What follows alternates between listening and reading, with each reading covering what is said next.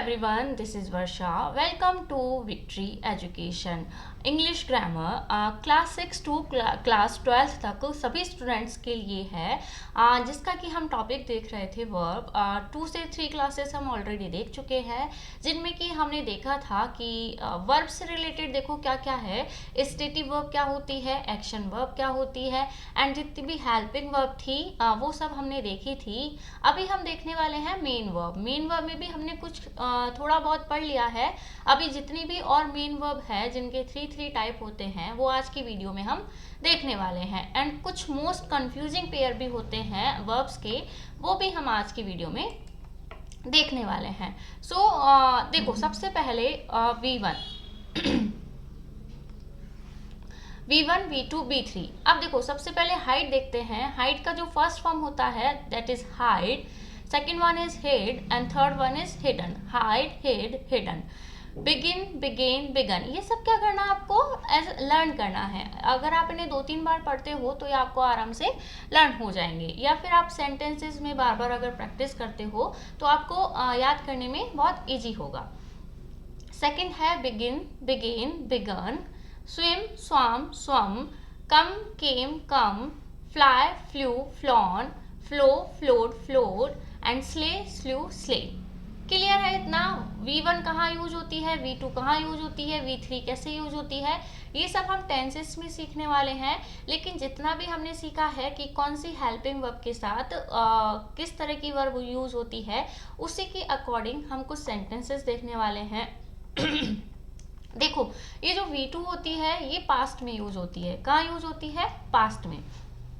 And जो V1 होती है वो होती है प्रेजेंट में यूज होती है। एंड देखो प्रेजेंट में भी अगर सिंगुलर और प्लूरल सब्जेक्ट है तो उसके अकॉर्डिंग वर्ब का यूज होता है।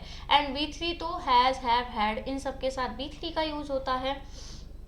कुछ एग्जाम्पल हम देखते हैं। देखो एग्जाम्पल है the play has begin, has, have, had plus V3। देखो ये क्या गिवन है कि हैज, हैव और हैड जितनी भी हेल्पिंग वर्ब होती है, हमने पढ़ा था ये क्या होती है, हेल्पिंग वर्ब। इनके बाद क्या यूज होता है मेन वर्ब का? थर्ड फॉर्म यूज होता है। यहाँ पर हैज गिवन है, एंड हैज गिवन है तो देखो थर्ड फॉर्म आ गया बिगन। थर्ड फॉर्म क्या होती है? बिगन। अब देखो इसका फर्स्ट फॉर्म, सेकेंड फॉर्म और थर्ड फॉर्म भी एक बार हम देख लेते हैं। अब begin, began and begun. Third form होती है बिगन, तो हमने हैज के बाद लगा दिया। अगर सेंटेंस हमारा सिंपल पास्ट का होता तब हम लगाते बिगेन, एंड अगर नॉर्मली प्रेजेंट टेंस होता देन हम लगाते बिगिन। तो begin, began, began and begun, ये 3 फॉर्म होती है। नेक्स्ट देखते हैं She had swum across the river। अब यहाँ पर हैड है, हैड के बाद भी B3 यूज होता है, तो स्वम भी क्या होती है? B3। क्लियर है? हैड क्या है हमारा? Helping verb. शी क्या है हमारा? सब्जेक्ट। एंड अक्रॉस तो हमारा क्या है? प्रीपोजिशन होता है। द रिवर क्या हुआ हमारा?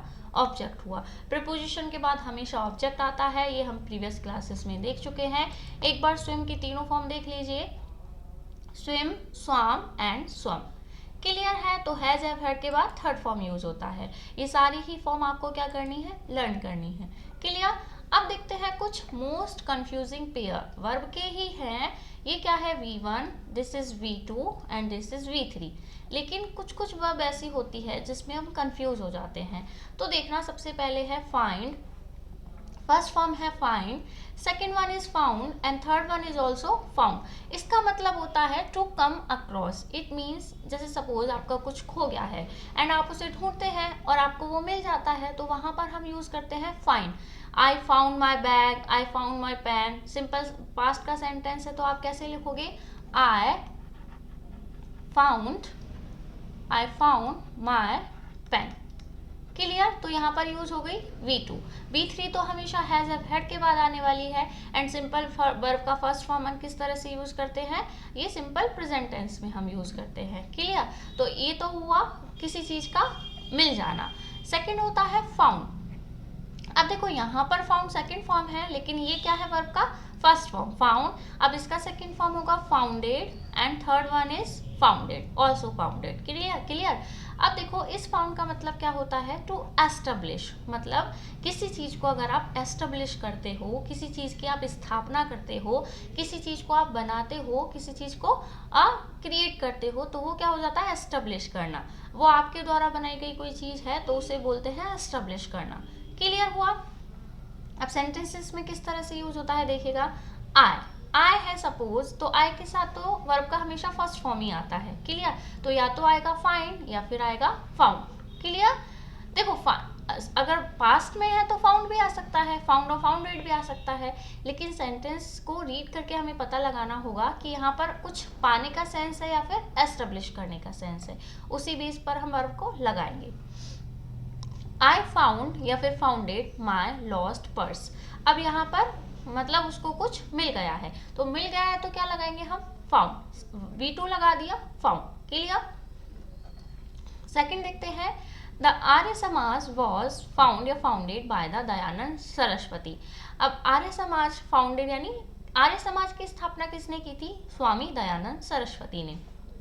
तो यहाँ पर एस्टेब्लिश होने का सेंस आया है, तो एस्टेब्लिश के लिए क्या आ जाएगा, फाउंडेड।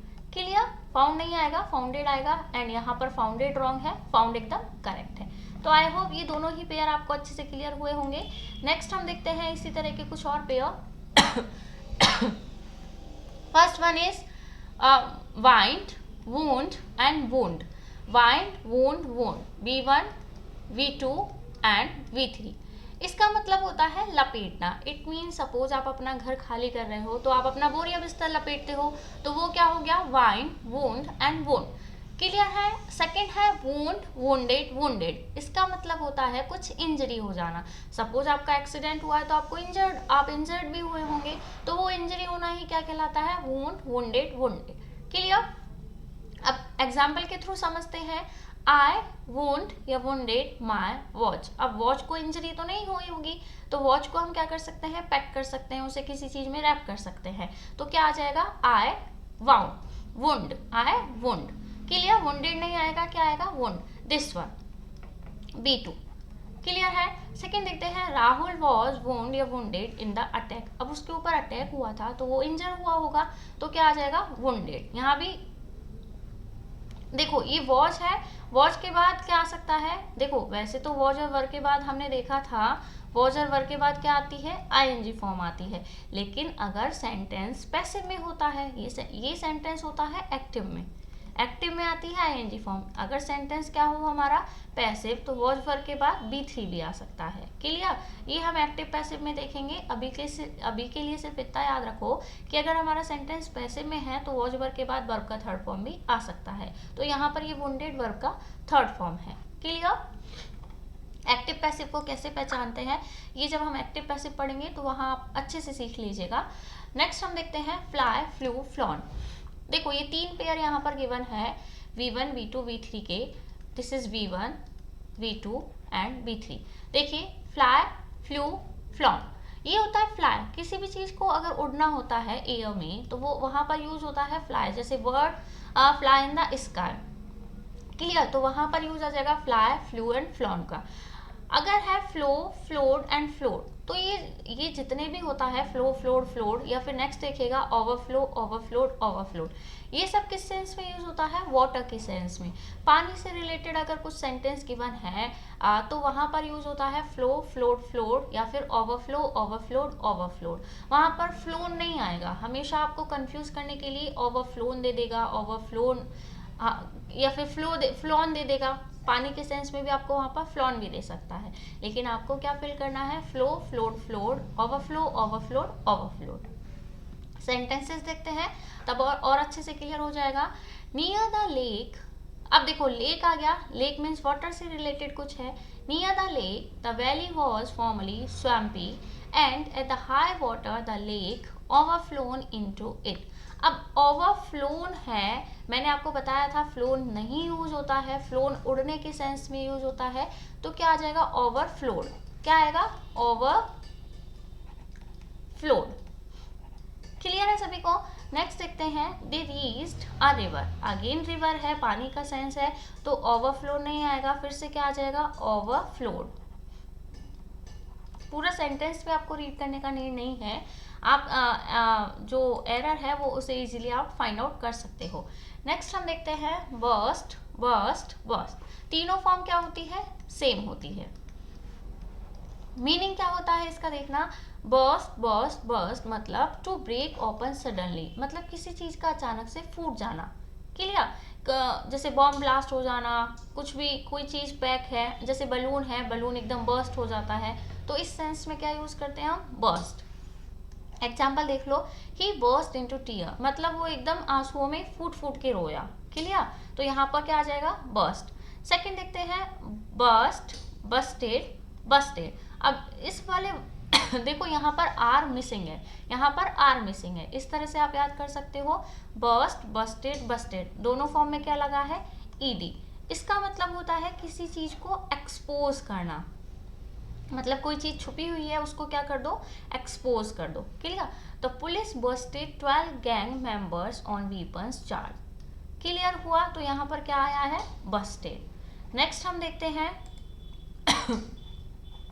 देखो grind, ground, ground, grind, ground, ground. इसका इस ग्राइंड का मतलब होता है किसी चीज को पीसना। किसी चीज को आप ग्राइंड करते हो तो आप क्या बोलते हो? जैसे हम घरों में यूज करते हैं ग्राइंडर, तो उस किसी चीज को मिक्स करने के लिए हम ग्राइंडर यूज करते हैं, इसीलिए उसका नाम होता है ग्राइंडर। तो grind, ground and ground. Next चलो एग्जांपल देख लेते हैं। They grind wheat into flour, wheat को फ्लोर में क्या कर दिया? ग्राइंड कर दिया। क्लियर?